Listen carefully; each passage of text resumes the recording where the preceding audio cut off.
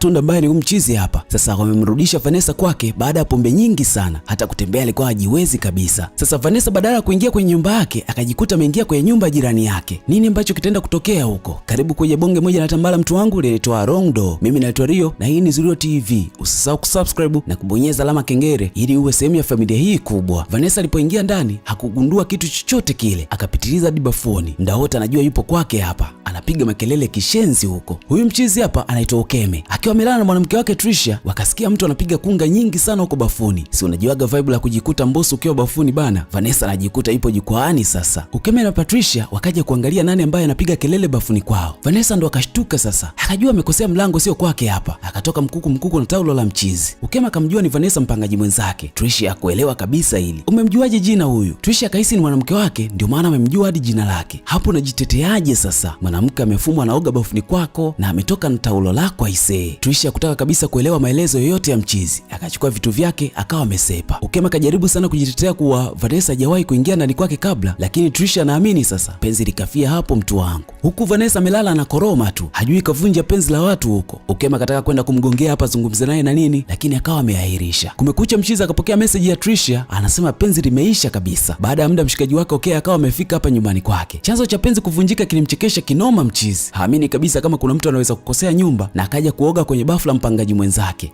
Anaona ni maigizo tu haya.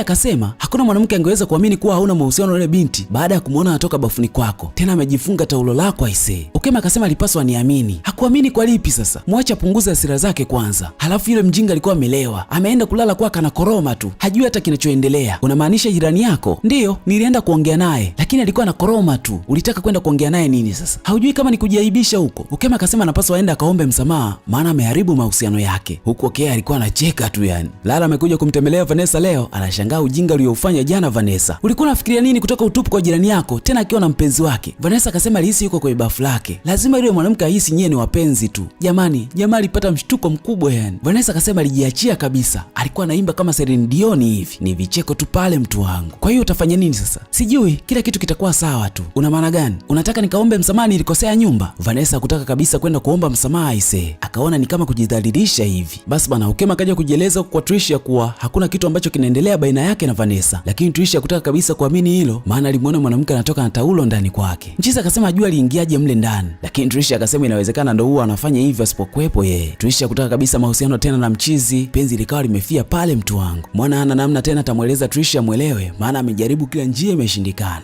Mchizi akaja moja kwa moja kuonana na Vanessa. Samahani, zilikuwa akili za pombe tu. Mchizi akasema msamaha hautoshi. Unataka nifanye nini sasa? Nimeachana na mpenzi wangu. Unadhani ungekuwa wewe ungeamini kirahisi? Vanessa akasema asingeamini hata yeye pia. Mchizi akamtaka aende nyumbani kwa Trisha akamweleze ukweli wote namna ulivyo. Vanessa alikuwa anakubali sasa. Akamfukuza Ukeme nyumbani kwake. Lakini Ukeme akamwambia kama ukiwa tayari utakuja nikupe address yake ili uende ukazungumze naye. Washikaji zake Vanessa akaja kumwambia Vanessa hapa aende akazungumze na Trisha kama ambavyo mchizi amemwagiza na amuombe msamaha maana amekosea sana. Basi bana, Vanessa akaja kumwambia ukweli wote Trisha juu ya kile ambacho kinaendelea baina yake na Ukeme. Trisha akasema naonekana mjinga haiko hivyo. Sisi ni majirani tu. Majirani wa faida sio? Trisha akasema isaidii kitu. Nimeachana naye. Unaweza kumchukua sasa. Subiri, umeachana naye vipi? Ulikuwa unatafuta sababu ya kumwacha Kama ungekuwa unampenda mwanaume wako, ungempa muda wa kumsikiliza. Nipo hapa na kuomba msamaha kwa sababu alitaka uamini hakuna kitu kinachoendelea baina yetu. Lakini unaonekana kama mtu ambaye ulikuwa unatafuta sababu tu ya kuachana naye. Unataka kunitumia kama sababu Unajiona nani wewe? Unaongea nini? Wewe ni mwoga. Kama unajiamini, ungemwambia mwanaume wako muachane. Sio kunitumia mimi kama sababu. Trisha hii kampiga usoni aisee. Vanessa akasema, "Mwambie ex wako nilikuja kukuomba msamaha hapa. Hata kama mkiachana, mimi hayanihusu hayo." Vanessa akawa amesepa. Ana kiburi huyo. Trisha kaisi pengine mchizi amemtuma Vanessa aje amtukana hapa nyumbani kwake. Vanessa akarudisha ripoti ya kilichotokea. Akawaambia haamini hata kidogo yani. Anachojua ni majirani wa faida tu. Utani wa mashosti ukaendelea pale mtu wangu. Wakaanza kumjadili tena Ukeme na nini. Vanessa anamsifia kinoma yani. Akatamani afanye kweli ujirani mwema kama ambavyo Trisha alikuwa anasema na nini.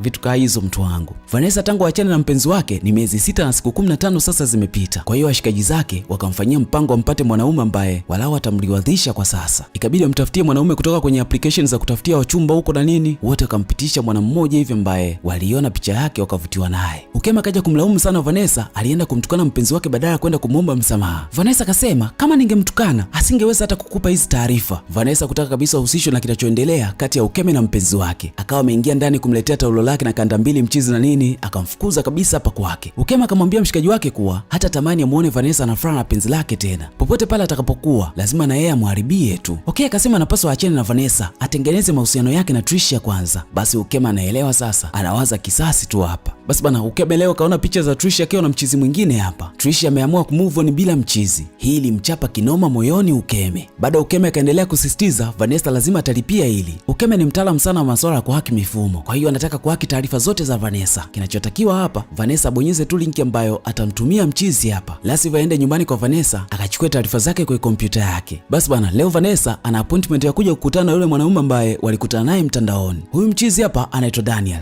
Mahali ambapo wanakuja kukutana ndipo ambapo Ukeme na mshikaji wake wako hapa. Walikuwa wanashuhudia kila kitu ambacho kinaendelea pale, huku Vanessa na Daniel walikuwa wanaendelea kujuana zaidi. Ukeme anatamani kwenda kumharibia pale pale, maana furaha ya Vanessa na mkera kinoma yani, lakini mshikaji wake Okay akawa anamtuliza tu. Asubuhi ya leo wakati Vanessa anataka kwenda mazoezini, akaja Okay anataka kuongelea kuhusu sintofahamu ambayo inaendelea baina yake na Ukeme, lakini Vanessa akakataa kabisa kuzungumzia hilo, kisha akawa amesepa mazoezini. Baada ya muda Ukeme akaja nyumbani kwa Vanessa hapa, anataka kuiba taarifa muhimu za Vanessa kwa sababu ni mtaalamu wa mitandao na kompyuta, hata password za kompyuta kafoji pia. Mapenzi ya Vanessa na Daniel yakaanza rasmi sasa. Watu wanachati tu muda wote, unaambiwa penzi furaha tu hapa. Leo Vanessa na rafiki yake Rara wameamua kuja kujivinjari kidogo hapa, lakini bahati mbaya wakakutana na Ukeme. Rara akajitambulisha pale kwa Mwana na nini, lakini Vanessa alipokuja tu Mwana alimind kinoma yani, akatamani aende kumfinya finya hapa na nini, lakini akawa anapiga moyo konde tu. Vanessa baada ya kuliona hili akamshauri Rara kama vipi wahame ba wamwache mchizi hapa. Ni kicheko tu muda wote, unaambiwa. Mishare fulani hivi ya usiku mpenzi wake Vanessa kaja kumtembelea hapa ise. Maua yalikuwa ni mengi mno kama nyuki. Mchizi anajikuta romantic kuliko wanaume wote duniani. Ukeme kaandaa makombora yake kwa Vanessa, ameandaa video za mchizi akiwa na mwanamke mwingine na anataka kumtumia Vanessa, lengo lake waachane tu na mchizi. Hataki kabisa kumuona Vanessa yuko kwenye furaha na penzi lake. Huku mjini kitandani kilichafuka kishenzi yani. Mara Vanessa kapokea video hapa kutoka kwenye namba ngeni. Hizi video ambazo umezipokea hapa zimerekodiwa miaka 6 nyuma na zilikuwa zinamuonyesha mpenzi wake mpya akiwa na mwanamke mwingine. Daniel yakufurahia kabisa ile tukio, lakini Vanessa alipoziona wala hakumaindi kwa sababu haya ni ya zamani sana, akawa na enjoy tu kuziangalia hapo na mbiwa. Vanessa akasema hawezi kuteswa na vitu vya mchizi vilivyopita. Mwana akashukuru kinoma yani kuona mchumba wake hajanuna. Furaha na kicheko kikaendelea hadi nje mtu wangu. Ukeme akawakuta watu wanacheka tu hapa. Hili lilimuumiza kishenzi yani. Imagine mtu umemtumia ushahidi ili wagombane, lakini wao ndo kwanza wanazidisha kupendana. Inauma hiyo. Mida fulani hivi Ukeme akamfuata Vanessa, akasema kuna wakati unapaswa ujue una majirani wewe, sio mnapiga kelele tu muda wote.